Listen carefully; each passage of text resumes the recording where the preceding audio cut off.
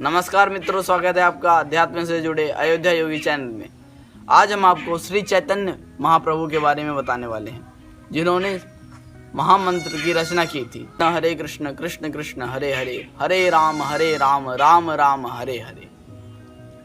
एक बार चैतन्य महाप्रभु अपने शिष्यों के साथ भ्रमण करते हुए कहीं जा रहे होते हैं और उनके शिष्य कुछ पीछे हरि नाम संकीर्तन करते हुए जा रहे होते हैं और गर्मी का मौसम होता है।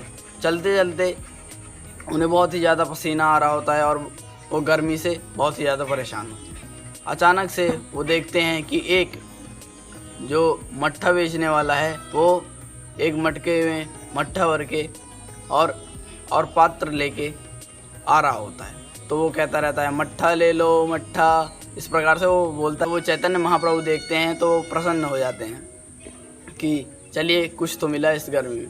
तो वो उसके पास जाते हैं और कहते हैं कि आपने मट्ठा ले रखा है? तो कहते हैं हाँ मैंने मट्ठा ले रखा है, तो दे दीजिए। तो वो जैसे मटके को अपने सर से उतार के उनको ऐसे नीचे रखता है ज़मीन पे और अपना पात्र निकालने चलता है, तो वो चैतन्य महाप्रभु उस मटके को लेके घट घट घट करते हुए सारा मट्ठा वो पी लेते हैं। अब वो जब तक निकालता है तो कहता है अरे ये तो मैंने निकाला ही नहीं, गिलास मतलब पात्र नहीं निकाला। तो वो कहते हैं कि अब तो मैंने पी लिया है। कहें ठीक है। कहते हैं धन्यवाद धन्यवाद, बहुत गर्मी लग रही थी और आपने मुझे इस गर्मी में इतना ठंडा मट्ठा पिला के बहुत प्रसन्न कर दिया आपने। तो फिर ऐसा हो कह के वो जाने लगते हैं। तो मट्ठा बेचने वाला कहता है अरे रुकिए, तो पहले मेरा धन तो देते जाइए। कहें धन? कहें कि हाँ आपने मट्ठा पिया है तो धन तो दीजिए।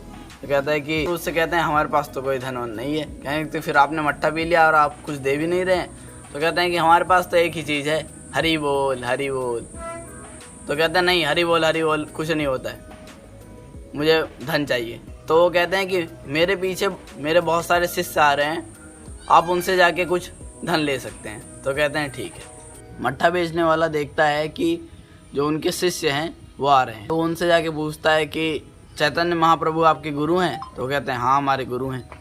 तो कहते हैं कि आपके गुरु ने हमसे मट्ठा मांगा था, वो मट्ठा पी के गए हैं और हमने जब धन के लिए कहा तो आप लोगों से कह रहे थे कि आप लोग धन दे देंगे। तो वो कहते हैं कि हमारे पास तो धन नहीं है। कह रहे हैं कि वो भी ऐसे कह रहे थे हमारे पास धन नहीं है, हमें तो धन चाहिए। कहते हैं कि हमारे पास भी धन नहीं है, हमारे पास एक चीज़ है, एक चीज़ दे सकते हैं। वो कहते हैं क्या है? तो कहते हैं हरि बोल हरि बोल। तो ऐसे कहते हुए जितने भी शिष्य होते हैं सब शिष्य उनके वहाँ से चले जाते हैं हरि बोल करते हुए। अब वो कहता है लो आज तो नुकसान हो गया इतना बड़ा।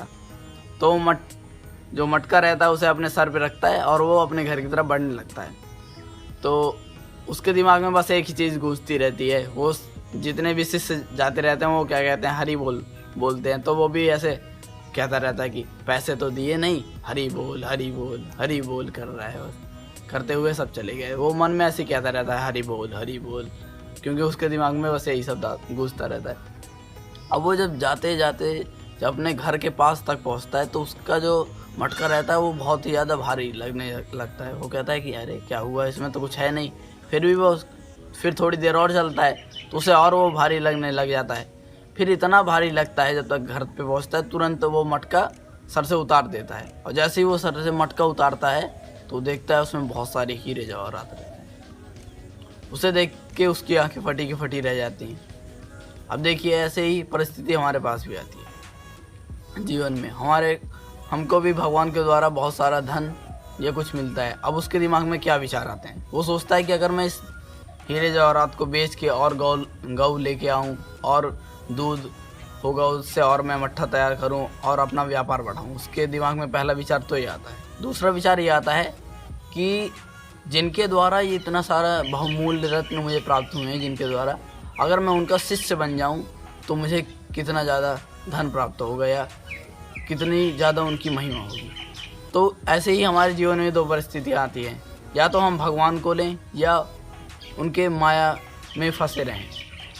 हमारे मार्ग में भी विघ्न आते हैं तो हमें सदैव भगवान को ही प्राप्त करने के लिए आगे बढ़ना चाहिए और भगवान की भक्ति करनी चाहिए। तो वो व्यक्ति जो होता है वहीं सब चीज़ छोड़ के उनका जाके शिष्य बन जाता है। तो इस कहानी से हमें ये शिक्षा दी है कि अगर हमारे पास कोई प्रलोभन के लिए कोई वस्तु आ रही है, कोई बहुमूल्य चीज़ आ रही है, तो उसे हमें छोड़ के भगवान नाम संकीर्तन और भगवान का शिष्य बनने ज़्यादा महत्वपूर्ण रखना चाहिए हमें अपने जीवन में, और भगवान का भजन करना चाहिए। धन्यवाद। अगर आपको ये कहानी अच्छी लगी हो तो लाइक करें, हमारे चैनल को सब्सक्राइब करें और फ्रेंड और फैमिली में इस वीडियो को शेयर करें।